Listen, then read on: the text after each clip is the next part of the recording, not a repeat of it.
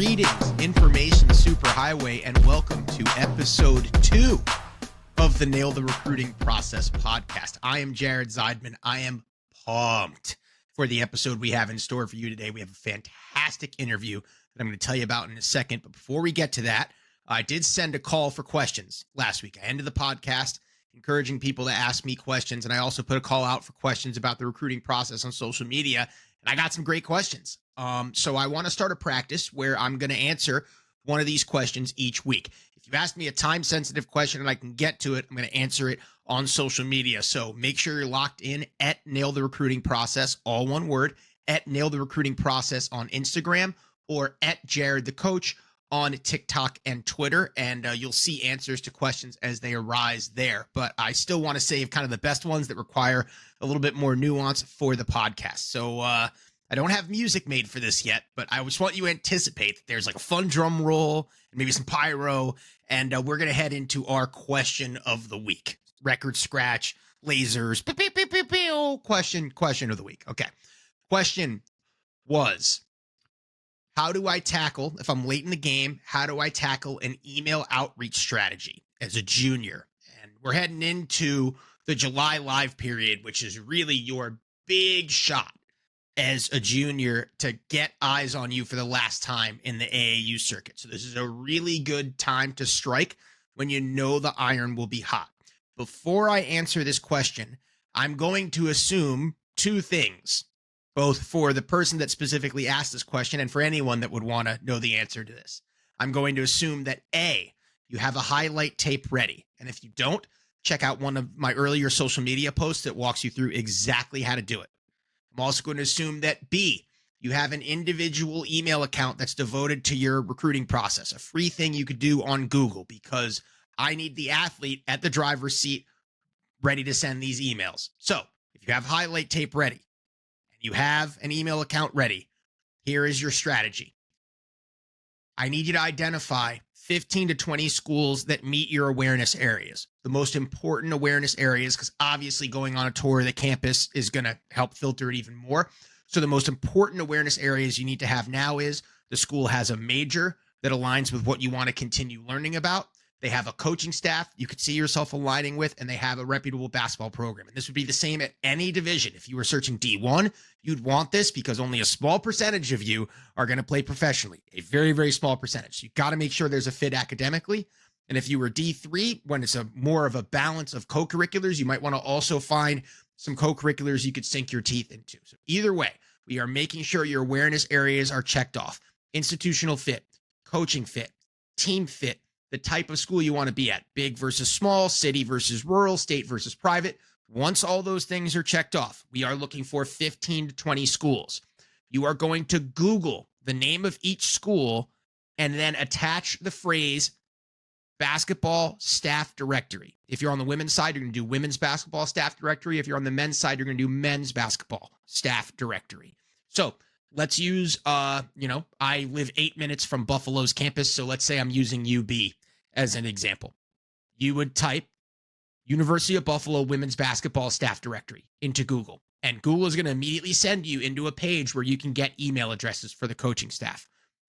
What I'd like you to do is formulate an email that expresses your interest, tells the coaching staff a little bit more about you, your preferred style of play, why you're interested in the program, and requesting an opportunity to learn more about their program and potentially talk to a coach. You're going to end the email by attaching your highlight tape, a link to either YouTube where your highlight tape is or Google Drive where your highlight tape is.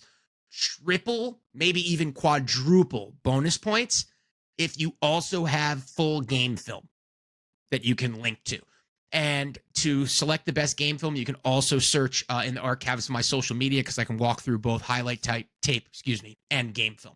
So if you're wondering, well, how do I write the best email? Well, couple options.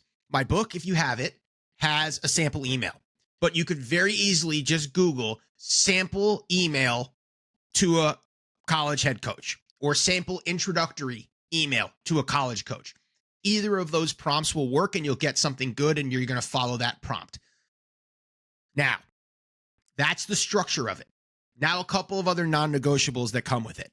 You are not mass emailing coaches. Every single one of these emails is individual. It's coming from you, the athlete, not the parent. It's coming from you, the athlete. And the second piece of this that's not negotiable is you're not using an email service to send these. These emails are coming from you, authentically going individually to each program that you're interested in. That personal touch matters. And if you take the shortcut now, A, people are going to recognize that you took the shortcut and they're going to be less inclined to open the email. And B, what shortcuts are you going to take later? And it might set you up for some bad habits once you get to college and you can't take those shortcuts. So I'm going to strongly encourage you to control the controllables, handle the outreach on your own, and that is your outreach strategy. Again, I don't have lasers, but I wish I did, because now I could just do outro lasers. So unfortunately, like, I'm not powerful enough yet to look to my right and be like, you intern, get on the laser sounds. The intern is me, and I'm still on a time limit. But now let's hard segue into what we have in store for you today, because it is a treat. One of my people, head coach of Eastern Michigan women's basketball, Sahar Nusseibeh, is coming on the podcast. This interview covers a lot, and I'm going to tell you in advance why it was so important to have Sahar as my first guest on this podcast. In addition to the fact that I worked for Sahar and had the ability to refine my skill set under an outstanding head coach who has already proven that she can rebuild a program at the Division I level, I also love, LOVE, all caps, gigantic font, love the way that Coach Sahar recruits. She's extremely relationship forward in the recruiting process. And this meant a lot for a couple different reasons. Obviously, recruiting is the lifeblood, of a program. So we had a couple of very good recruiting classes with very talented first-year athletes come in, which was very important. And we had a like-minded staff that really recruited holistically. But in the background, there was another very interesting thing happening, which was that Coach Sahar had such strong relationships with so many athletes that had a great relationship with Sahar, but for one reason or another did not choose the school that Sahar currently worked at, and then found themselves in the transfer portal a couple years later, and were extremely excited about deliberately reaching out to Coach Sahar with the opportunity to play for her. Coach Sahar runs on a currency of energy and relationships.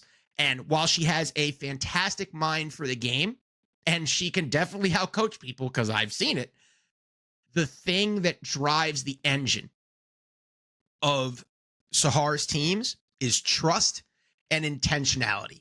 Everything she does with intention. Everything she teaches with intention.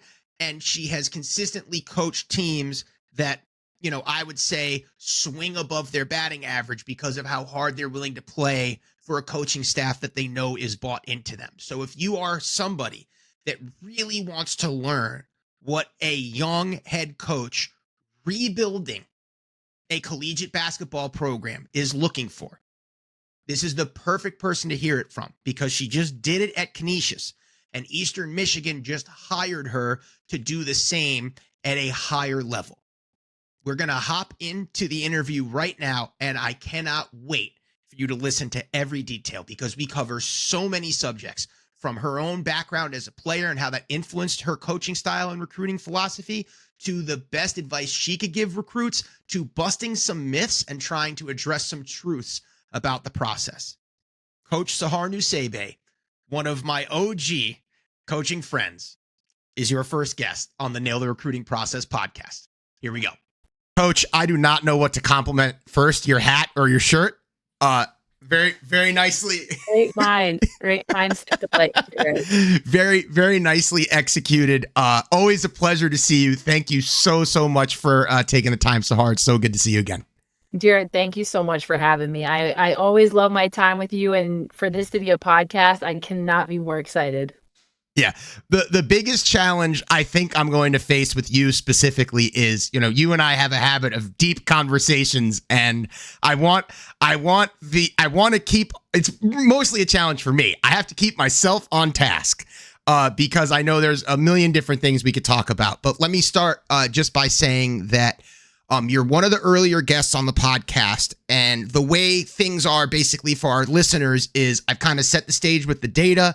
We've given a big lens of what things are looking like in terms of the recruiting process from a coach's perspective. And obviously having worked under you, but more importantly, knowing you as a person, the way that you evaluate recruits and the way that you coach is not just important to me, but it's very important that young people kind of hear it and get the perspective of, a very, very reputable head coach in the profession. So I want to start, first of all, by, you've heard this from me a bunch of times, but now on the air, you're at Eastern. Congratulations. This is the start of a new gig for you at Eastern Michigan. Walk me through what transition has been like, just, to kind of give our listeners a taste of what's ahead at Eastern Michigan. Yeah, well, before I get into Eastern, thanks for giving me the opportunity to be on here. I think it's awesome that you're providing a platform for aspiring college student athletes and you're providing education for them, because I think this is so, so valuable for them and their families, just when it comes to learning from and hearing from people who are going to keep it real, and from people who are at the next level. So this is awesome, first and foremost. I think it's incredible that you're doing this. So thanks for being Jared and for putting this together. This is really cool. In terms of Eastern, it's been awesome so far. Going in, I think I'm 2.5 months. My start date was April 1. Could not be more excited. I think on my press conference on April 2nd, I said it was and is my dream job, and that's still the case. And that will be the case every single day moving forward. This is absolutely like living a dream for me. I've wanted to coach in the MAC for a very long time, ever since I got a taste of it as an assistant at Bowling Green. It's an incredible conference. And I think what I'm learning is Eastern is an extremely special place. And for me, I'm always attracted to not the place, but the people, because the people make the place. And I've been fortunate enough to be at incredible places that just have amazing people who are in alignment with what I'm about. And that's what Eastern is. I mean, that's what sold me from go. Had an interview with the AB and they explained what they were about and what they were looking for. And it was kind of a recruiting process for me. And alignment is everything. And I knew that we were aligned in terms of the administration and what I want to do, but more importantly, how I want to do it. And I think when there's alignment, it's just right. And so knew this was the move for me. I couldn't be more excited to be here, and hopefully bring in people who are aligned with how we want to do things and how we want to build a championship program. I love it. Appreciate you sharing that. And it's the communications background, Sahar, just a perfect segue. You just in my experience dealing with coaches, I have not met many coaches that are fueled by relationships and connectedness with other people the way that you are.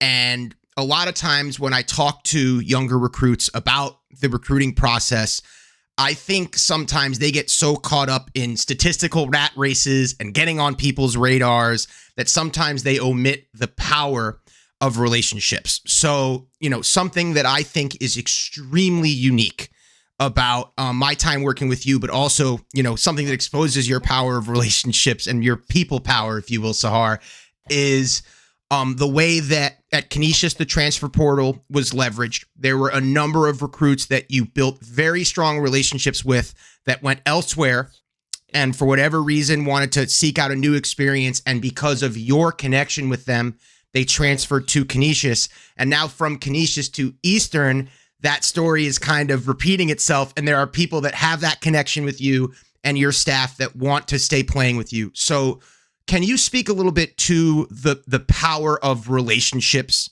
and how it has kind of influenced not only your coaching and recruiting philosophy, but literally just your coaching journey? It's everything, Jared. Relationships are everything. I think you used the word fuel. Absolutely the fuel. Relationships are my why, and relationships are our staff's why. That's what we value more than anything. That's your experience. When you have strong relationships with your people, whether they be your teammates, your coaches, your admin, your professor, that makes your experience, or it can break your experience. And so we value relationships first and foremost. And it is incredible, and it's such a beautiful thing when relationships come back full circle. And just to reference what you were talking about, I recruited a lot of really talented players out of high school that I didn't get, whether I was an assistant or a head coach at the time, that we recruited. We knew they had the talent. We as a staff felt that they fit us in terms of that alignment that I was referring to when I opened up. We felt that they fit us. We felt that they could help us on the court and that we could help them off the court. And for whatever reason, and again, this is just a part of their journey and a part of the process, they chose other schools. And one of the positives to the transfer portal is if you pick a school and you realize a year in, 2 years in, it's not the experience that was meant for you, you have the opportunity to find your people. And at Canisius, that's what happened. And I go back to those relationships that were built during recruiting. I had special connections with some of these young women and their families out of high school. And second time around, you're a lot more clear on what you want and what matters to you when you're looking for a right fit.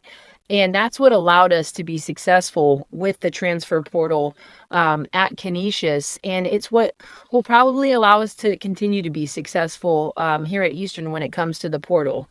In terms of, relationships built at Canisius and women who want to stay with our coaching staff and how we're doing things, and being willing to up and leave Buffalo and come out to Ypsilanti. Very, very fortunate to have 5 who came and are coming. And they'll be here within the next couple weeks, ready to go and ready to show our returners how we do things. And that's their advantage, and they're coming because they believe in how we do things and they value the relationships we've formed. And that's such an incredible thing to get to experience as a coach. It's absolutely incredible. The personal reward of knowing that you are going to be connected with somebody long after their time playing the sport is something, frankly, not only is it important, but it's something that I wish younger people understood more. They don't realize how much time they're spending with us. when they first sign up for it. And, these are people that we are going to be cheering on for the rest of their lives. And the fact that so many people, have really embraced this part of the journey is something that I just always will look on fondly, reflecting on Canisius. But yeah. Coach, you did also mention one thing in that, which is that sometimes people start their journey and make different choices. And, this because behind the scenes, you were watching a lot of my research and data get put together for the book. But, a huge contingent of current and former athletes I spoke to expressed some remorse for going through their recruiting process and really being more intrigued by the stuff and not necessarily the people. And I want to ask you, if you could share some wisdom in your connected and people experience to young kids, and you and I were guilty of it too. When we were teenagers, stuff was currency. If you could say anything to them about the importance of people, what would it be? People last, things don't. Relationships last, just like you said, Jared. I mean, the relationships that I've been able to form with my players that I coached as an assistant, that we coached in our first year at Canisius together, that I coached in the 3 years at Canisius, that I'm going to coach at Eastern, those relationships, they have the ability to last a lifetime. And that's one of the most beautiful things about the profession we're in, is there's impact that goes far beyond 4 years. And I would say impact that affects both parties. I'm positively impacted every single day by the relationships that this game has brought me. And a lot of those relationships are with our student athletes, in terms of just being someone who's a support for them through life's highs and lows beyond basketball, because it's a lot more than a game with an orange ball. When you can create and form powerful relationships with people who care about you beyond the hardwood. And again, there's alignment in terms of the type of people and the values that you have and what you care about, it's so powerful. And I know that's easy to preach now, you know, as someone who's been in this business for a while. And I think when you're, 15, 16 years old, or when you're, a parent or a legal guardian of a 15, 16-year-old, the things are really impressive. They really, really are. But I think what a lot of women find through their journeys is they're fun for the first month. They're fun for the first 3 months until things start to get really hard and the season starts, and you turn to your left and you turn to your right, and you don't have sisters around you because maybe the locker room's not strong. Maybe it's not what you thought it was. And those are the people, those are the relationships that matter. When you go to the coach's office and, you're not heard, you don't feel seen. I think the things don't matter as much anymore, and I think young people today in 2024, there's so much pressure. I don't envy them, but I think if you can sift through all the things and find your people, all the things that matter will come. Mm. On the subject of things that matter, I want to peel back the curtain a little bit and share a true story. When you were announced as the head coach at Canisius, myself and another amazing human being, Krista Beachy, had already sort of locked in, and we were ready to go on this adventure with you. And there was going to be a little bit of time before we were, introduced publicly. And you had this amazing press conference, and Krista and I were tuned in, and we were texting back and forth. And you introduce what is now the signature of what I would describe the Sahar Nusseibeh coaching tree, which is feet in, arms out, eyes up. Now, before I give you a chance to describe this, I want to tell the listeners and viewers, the moment we heard this through the first time, like we heard you share the explanation of feet in, arms out, eyes up at your introductory press conference, and Krista and I were like, all right, toss on your gear. We're running through a brick wall. I'm motivated. I'm all in. This is the brand.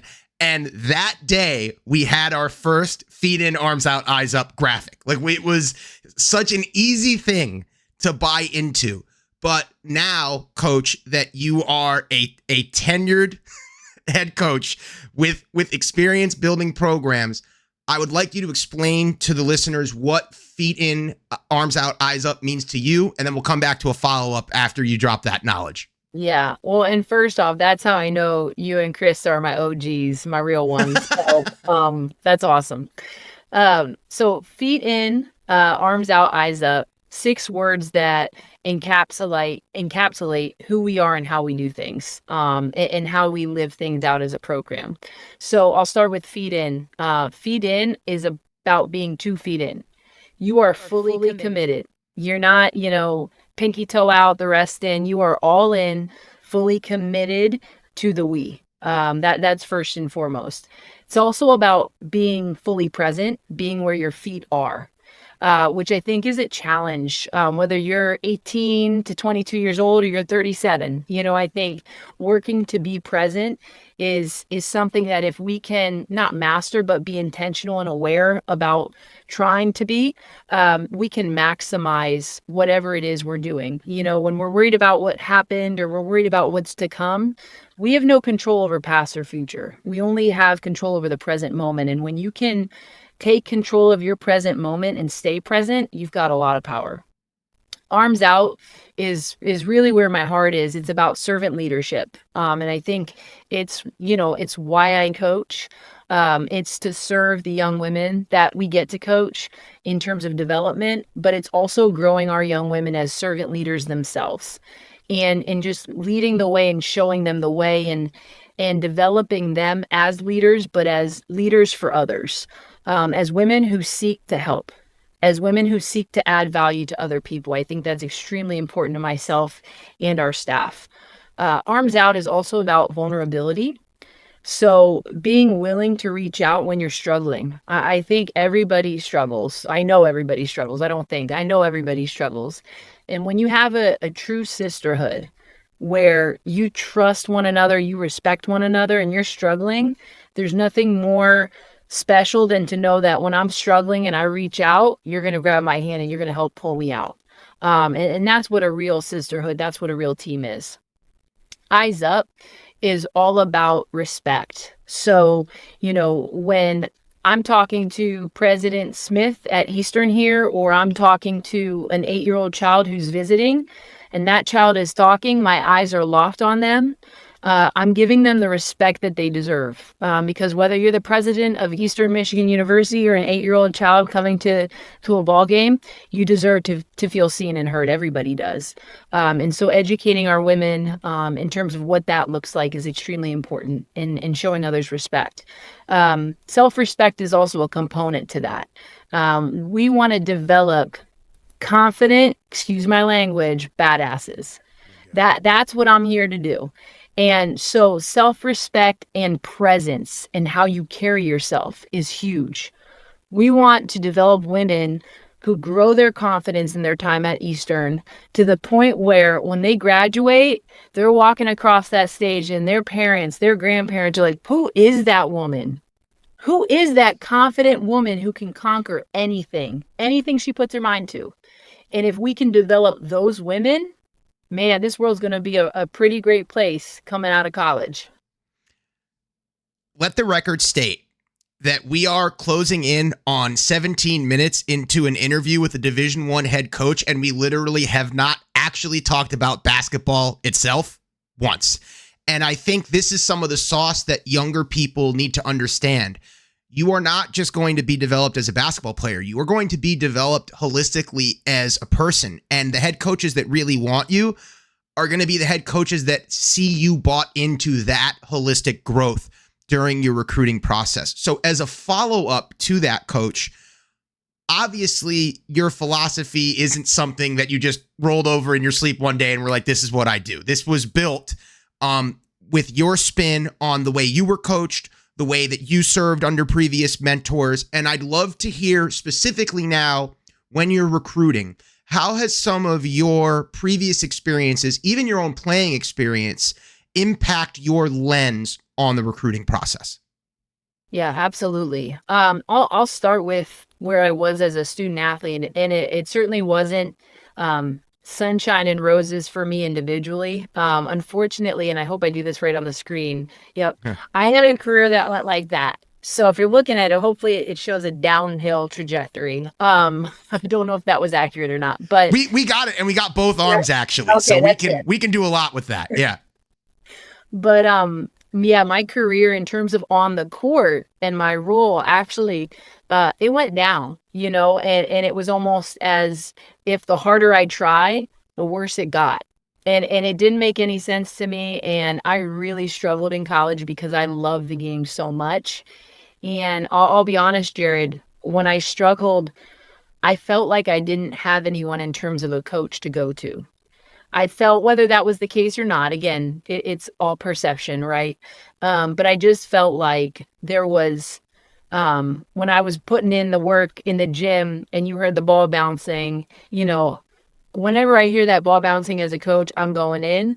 And if it's one of our players, I'm rebounding for.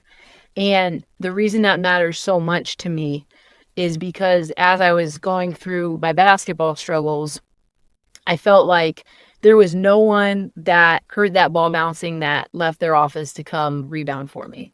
And that was hard for me, struggling as a young person who loved the game and, again, was in there all the time, and had no one come out. I told myself that's exactly who you're not going to be. And I had wonderful people as coaches. I don't want that to be misunderstood, but I wanted to be the coach that was there for any of my players, whether they were on cloud nine or they were, struggling like I was. I wanted to be someone who they knew cared more than anything about them and was there for them. So student athlete, that was a little dark. So sorry, a little low. But I appreciate you sharing. And I think it's so important that, young people hear this, that there are coaches that think like this. Yeah. I mean, yeah, I'm not the coach that had all the records. I played in college, and like I said, my best year statistically was my freshman year. And so it's funny when I have players who struggle. Yeah, I'm a little removed from the college game, but I get it. I lived it. And so me understanding how hard it is when things aren't great, I understand. I understand. I'm not in your exact shoes, but I've been in those shoes, and I can empathize, and I will be there for you. And that's the biggest thing and the most important thing. And honestly, Jared, that's what really sparked how I wanted to be as a coach. And so starting from that moment when I got my grad assistantship and I was a young coach at Holy Cross and a young coach at PG, I was that coach. I was accessible, maybe too accessible. I've learned healthy boundaries. Like, you can't be on call 24/7. We've been there. We've all coached in our 20s. Yeah. Like, oh my gosh, I was in the gym all the time. You know what I mean? Rebounding and Yep. helping. But I'll tell you, it was at a point in my life where I, number one, had the energy. I didn't need to get 8 hours of sleep like I do now, and I loved every second of it. And those relationships were so powerful, again, where I've stayed in touch with a lot of those girls, because that time in the gym mattered to them. But then I'll tell you what also mattered was time in terms of their development as people. Like, that was something I really developed a passion for as an assistant was, I'm going to help make you better on the court, but where my heart is and where I find a lot of joy is if I can help you off the court as a teammate, as a leader, as a student, whatever that looks like. And so what I started doing was I started going home and thinking about certain players in terms of, okay, she has potential to be this type of a leader. I can see she has the respect of some of her teammates.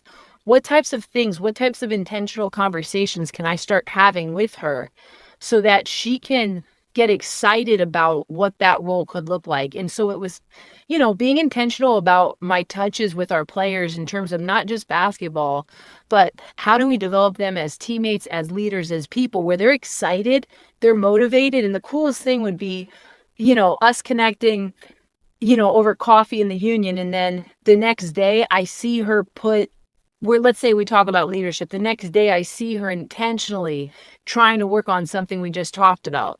And then I see it and I bring that to her attention and I recognize her for that. And I tell her, look, I see you. That's a heck of a job. And now she's more motivated to do better, be better, just like the hat you gave me says. And that's what it's about. It's about trying to light a fire in people to want to do better, be better every single day. I don't know if that answered your question, but I think you nailed it. And it also, again, sets me up with a tremendous segue because I feel like in the first kind of half of this interview, you have really outlined your why. And in my talks with young athletes, I try to explain to them that most head coaches have a why that is far beyond basketball. And part of your recruiting process is going to be finding them and making that connection. So now I want to kind of flip it and really deep dive in what you're actually looking for in a recruit. Obviously, there is a talent threshold to play Division I basketball. And I'm not frankly, if you want to learn more about that talent threshold, go listen to older content because we have an opportunity to actually learn about differentiators in the recruiting process. And that's where I want to keep this conversation. And what I can say is something that I really enjoyed about working under you, but also thought was extremely insightful and fascinating just about coaching in general in the moment was I watched on multiple occasions a talent tie be broken because of your assessment of an individual player's energy. And you are extremely big on energy. When you feel, I've watched you, when you feel like energy is off, stop practice, give team an opportunity to huddle on their own and correct it. And I've also watched you be on the recruiting trail, make what I would describe as very decisive snap decisions one way or the other based on energy. I talk to recruits about this all the time. I have heard AAU coaches tell me they talk to their players as recruits about this all the time. That message is not always heard. So I want you to sort of take this as your podium and talk to these young people about energy and the way you analyze it. Yeah. Jared, you're absolutely right. I am kind of wild when it comes to yay or nay, based off of what I witness and what I feel in terms of a young player's energy, to the point where and we referenced this. We were at a tournament one time, sitting next to me, and I'm watching how one of these players is warming up, and you said it, like, she was incredible in terms of her energy and her how, and I could take that snapshot of her in that warm up and I could project what she would be like with our program. And that is how we roll, and that is what we value. And so, I mean, Jared, I had to watch a little bit of her skill set, but I was sold from go. And I'm not going to say every coach operates with that type of a trigger based off of what they see. But once we know that talent's there, now, like you're saying, the differentiator is um, that energy, for me at least. And energy is presented in many different ways. And you're so right. And I know AAU coaches and parents, and we talk about it all the time. And I really hope the young women and the young athletes that are listening in really take this to heart. Because with me, if you see me on the sideline with my Block E hat and your energy, forgive me, sucks, I'm not considering you. Because if you can't get up to be a good teammate in a warm up, or you don't have the energy on that bench, or you don't even have that energy when it comes to competing on the court, what are you going to do when it comes time for the next level? And that's what I'm constantly assessing is, how does that snapshot, how can I project that to fitting us? Because that energy is everything, and that feel is everything. And if I don't feel like that energy fits us, it's a non-negotiable. And it doesn't mean you have to be bouncing off the walls. That's not what we're referring to. Right. You don't No have one's to. asking everyone to do an impression of me 24/7. That's not what we're saying. No, please don't. No, but it is putting out, and I don't want to good bad it, but it is putting out a good positive energy. That matters. If you're sulking, or if your energy is not positive, I'm sorry. I don't know if I believe in neutral energy. Like, if it's not positive, to me, neutral energy is a dud. So I equate that with negative. So it's got to be good energy. There's got to be something to you in terms of life, as a competitor, life as a teammate, life in terms of coachability. And again, it doesn't mean you got to be on 10. It just means that your energy needs to exude, for me at least, some sort of positivity, some sort of value add. Because if you can't add value with your energy, you're going to be sucking it. And I will tell you, just streamlining here because I want to drive this home to our listeners and viewers. If you think that we're just talking about D1, this is not a thing. My mentor at the Division III level, I watched her write off a kid because of energy in the first time out of an AAU game on my very first professional recruiting trip. So what I think, are base expectations, and I'd love to, hear you add on to this, Sahar. But to me, from my experience recruiting, I knew I wasn't going to hand you any recommendation on someone unless they were consistent in high-fiving and touching their teammates. If someone gave them a good pass and they make the shot, I want to see a point back to that teammate. I want to see you as locked in and as engaged when you're out of the game, talking on the sidelines, as you are when you're in the game. Are there other things, because I know you talk about that how, which is what opened this segment. Are there other things that kind of stand out to you when you're assessing in the moment? I would say any value adds. Like, as if I were a player, the best advice I could give you, like, before you go into that game, it's like, how can I give to my team? Whether it's a game, forget the game. Forget when eyes are on. How can I give to my team today in practice? How can I give to my team today in stretch? If I'm hurt, am I going to be sulking, or is it a question of how can I give to my team and how can I add value to my team? And that's what I'm constantly looking for. And honestly, Jared, I think to play for us, I think it's hard.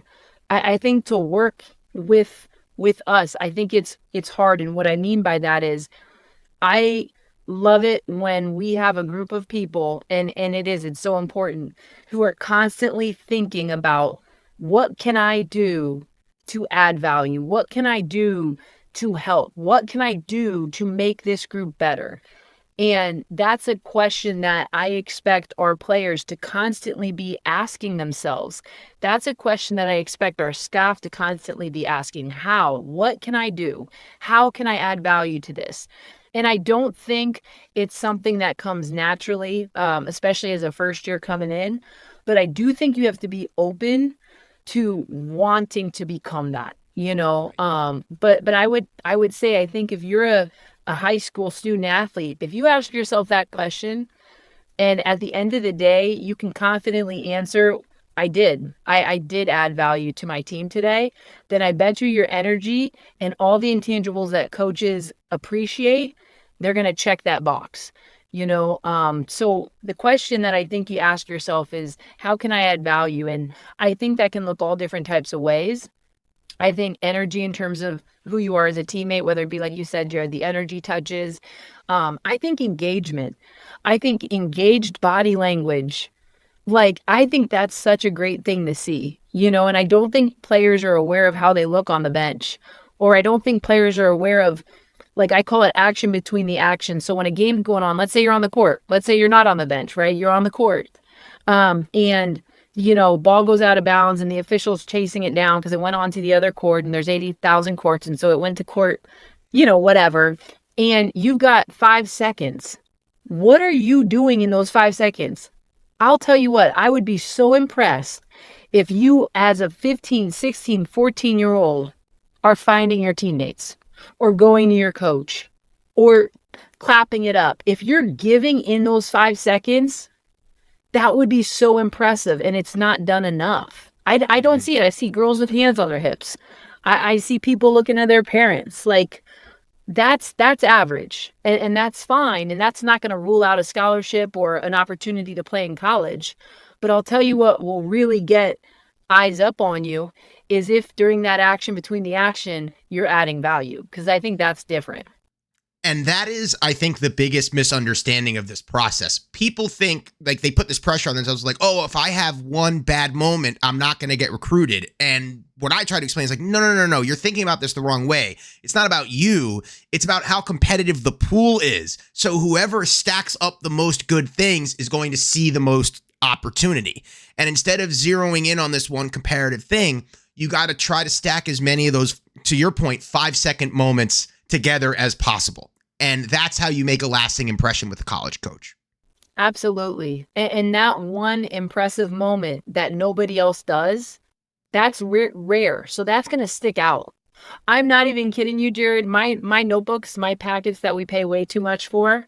That's a soapbox for another podcast. But that's for the second podcast. That's yes. For the second podcast. But it's I mean, it's funny. If you look at my chicken scratch in there, my notes are normally, a couple hard skills, but a lot of my notes are what these kids are doing that impress me in between segments, because those are rare, because not every kid does that. And so that's the stuff where I'm starring and I'm watching more and I'm excited, because those are the types of athletes that we as coaches love coaching. Like, that's it, and on the flip side, if it's negative, I'll note it, but it doesn't stick out like those really great moments. Right. And to drive that point home, I remember being out, and if you can visualize this, if you're watching or listening at home, if you can kind of visualize, it's a D1 live recruiting period. There's only 4 weekends, really, one a month for 4 months. So there's 4 weekends a year where we get to be out doing this for AAU. And you're kind of just on this running kind of group like, if you can visualize it as a group text, that would be the easiest way to explain it. And you've got 4 coaches from all over the country that are just talking. And I remember thematically, one of the things we would write is whether or not the kid actually just looked like they were enjoying what they were doing, and how important that was to us, even in the moment as evaluators. Does this person look like they are enjoying competing? And when they miss a shot, does it look like their universe just exploded, or can they continue looking like they're enjoying themselves and it's okay? Yeah, Jared, I'm so glad you talked about that. I actually currently like there is, and I don't know, I mean, I'm not saying names, so it's okay. But Yeah. way back in I don't know, the last eval period, I watched a player compete with so much joy. And she's one of our top recruits that I would love to coach because she looks like she loves the game. Right? And Isn't that fun? That's yeah, awesome. like that, like if you don't look like you love the game, how are you going to play in college? Like that's tough. And so, and again, we're going to make it fun. Like our staff and the way we do things, it's going to be fun. You're going to have a great time, but we're also going to work. And so you have to love the game. That like if you don't love the game, it's too much time of your life throughout your college career that would be spent with us. You know what I mean? You gotta love the game. And so yeah, there's one girl that again I saw her last eval period, and she's one of our top recruits, and her differentiator wasn't the fact that she's the most talented. It was she loves the game. And yes, she is talented. And yes, she could help us, but the differentiator, the one that I'm like, oh my gosh, I love watching this kid play, is she loves the game. And that's what I told her. I'm like, I couldn't stop watching you Mm. because both I enjoyed watching your game, but I loved watching you compete with so much joy because you can do both. And I think sometimes, not to go on this tangent, but I think sometimes there's so much pressure that you feel like you have to perform and that it's got to be serious and it's like life or death, which I can't imagine being a young person playing in front of all these coaches. That's got to be like, yeah, high pressure. But if you just took the joy up a little bit, your game would go up. There's a correlation. When you feel good, your body's going to be more loose. You're going to feel more confident. That shot is going to drop. When you are tight, when you feel the pressure, when the joy is not there, brain is tight, feels are tight, movement's tight, ball is tight, and you're not going to be your best. And so I know it's easier said than done. I know I'm not, the one competing out there in front of college coaches, but if there's one like tool that you have in your tool belt that helps relax you and helps just get you in a mindset of let me go have fun. Let me go enjoy what I do because this is a game. I bet you'll play loose, you'll play fun, you'll play confident, you'll play better. And to hammer this home, because we've seen it ourselves, at multiple competitive levels, at multiple institutions, you can oftentimes tell how a game at the collegiate level is going to go by the shoot around. Oh, yeah. If there's joy, if there's energy, if there's positive touches, it's usually, okay, we got nothing to worry about. There's also some of those shoot arounds where you kind of leave the gym and, huddle as a coaching staff, and it almost kind of looks like a bad episode of The Muppet Show behind the scenes. Like, what do we do? We got to fix this right now. So, these are things, and I love this forum because it invites players and their parents to see what coaches are actually thinking about behind the scenes, and it's an invitation to their process. With that said, Sahar, I want to give you an opportunity to maybe dispel some myths. I've been putting out a lot of social media content, and it's always funny. I know which ones are resonating when I start getting texts from college coaches that are like, "Thank you," like, "Thank you for saying that. You're on point." Are there any things that you kind of, in your experience recruiting recently, that you just want to be able to tell young people and just kind of be like, "Listen, I know you think this is how it works, but this is not it." Yeah. Yes, there's a couple things. The first thing I'm going to tie into how we run our program because I think it's something that attracts us when it comes to recruiting, and I'm sure other coaches this would resonate with them too. So we want our program to be player run, player led, which means we want women who know how to lead themselves. And so during the recruiting process, I think it's so important that these young recruits handle the communication when it comes to recruiting. Because, and that doesn't mean we don't want to talk to uncle or cousin. We do. I want to learn everybody in your circle because whoever's important to you is important to me, 100%. But when it comes time to the actual recruiting process of, let's say, Susie, I want to talk to Susie. If Susie's grandpa is the only one responding back to me and I never get to talk to Susie, I'm not going to feel good about that relationship. We talked about relationships really mattering. I'm not going to feel good about it because I'm not going to know Susie enough. And Right. so it's allowing these young people to take the reins of their process, which I know can be scary, but I bet the family members did a great job raising their girls. And because you did such a great job raising them, trust them, and that's kind of how we look at coaching is I trust our teaching. I trust our teaching. I trust the environment that we've created. I trust how we've, intentionally implemented our standard, our feet in, arms out, eyes up, how we live. And now it's me trusting our young players to run it, and that Mm, doesn't mean I leave the room. I can still be in the room. I can still be involved and I can still help navigate or provide a little bit of structure if they need guidance. But if I constantly take the reins, it's not helping them. And I think that happens a lot where, these players or young women allow, again, it doesn't even have to be family, but they allow people who aren't them take the reins. And then when it comes time for them to come to college, it's not what they thought it would be, but it's not because we didn't do our due diligence. It's because we don't know you and you don't know us. And right. so that's hard. So actually I would say it's on us college coaches. We didn't do our due diligence. So it is on us if we allow a recruitment and a commitment to happen if we don't know that young lady. But I think it hinders when you keep those young people from kind of being in charge of their process, because at the end of the day, I want to know what Susie's like, because Susie is going to be the one coming to practice and being in that locker room, and I need to know Susie. So that was my first thing.